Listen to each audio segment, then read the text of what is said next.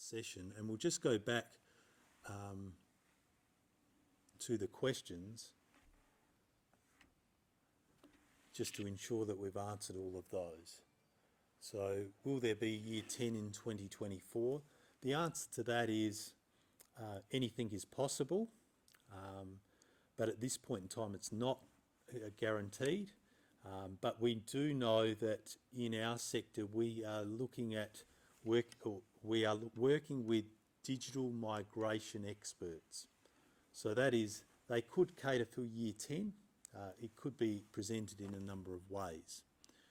When you get into the secondary space, it's around the quality of teacher. It's pretty hard to find a physics teacher. It's even harder to find a Latin teacher if you want one. So, but all of these teachers, we have them in our sector, and we have some of the best ones. We know that one of our best mathematics teachers, who is the best in the state, sits at one of our secondary schools down in Salisbury. So there's possibilities around that, how we draw on their expertise but support their learning. So my answer to that is there's nothing solidified at the moment, but anything is possible, especially if the need is there as we move forward into 2022, 23 and ultimately 2025. I think we've rounded off on those green questions.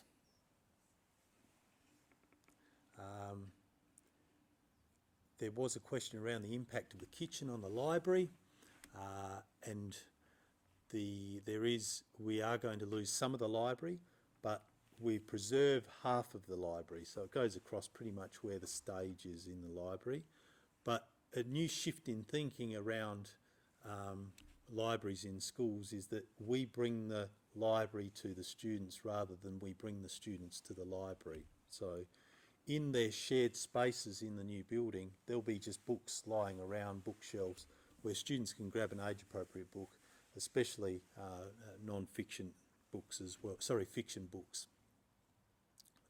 And I think there was a question around the new upper primary facilities.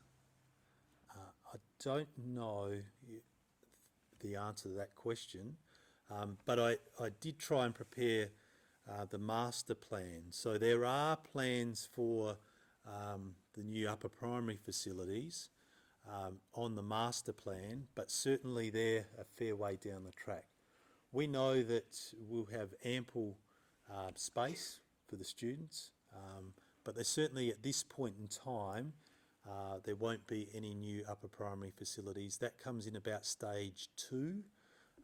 And this is stage 1B at the moment that we're just completing. So that will be some time, but I'm pretty sure that will occur in time.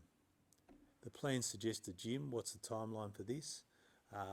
Again, I haven't got any timelines on that. I know it is a part of the master plan, and it certainly will be achieved. I've got Mr. Law here just looking at me very eagerly. So. Especially after a day like today. But we certainly haven't got any indicative dates on that. We certainly know that that blue patch there rests over a house as well. So, and that's a little bit problematic in that we'd have to acquire that house and work with the owner of that house as well, that dwelling, before we were able to move to building the gymnasium. What's the pathways for students after Year 9? And that sort of ties into the next one as well around transitions.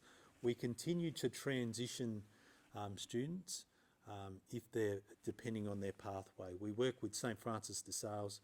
We work with the high school, Murray Bridge High. We can also work with Unity as well. We currently do that, have done that for years since I was here the first time.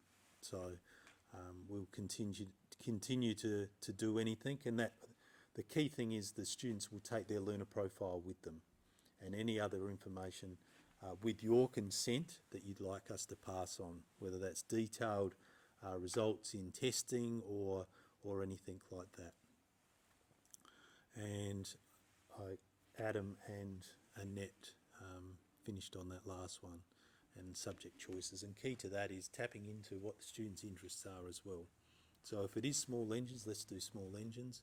If it is cake making, let's do that, but we can get combinations of those happening so that we can engage students in what they want to learn as well. So that's, in essence, what we know at this point in time around the middle school, and I hope that it's provided some clarity.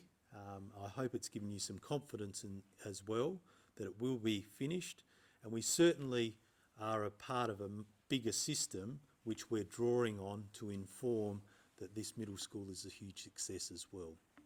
So it's not a whole lot of primary school teachers trying to run a middle school. We're appointing people like Annette, we're appointing, we've got people like Adam working with us to ensure that this is going to cater for the needs of the students moving forward as well.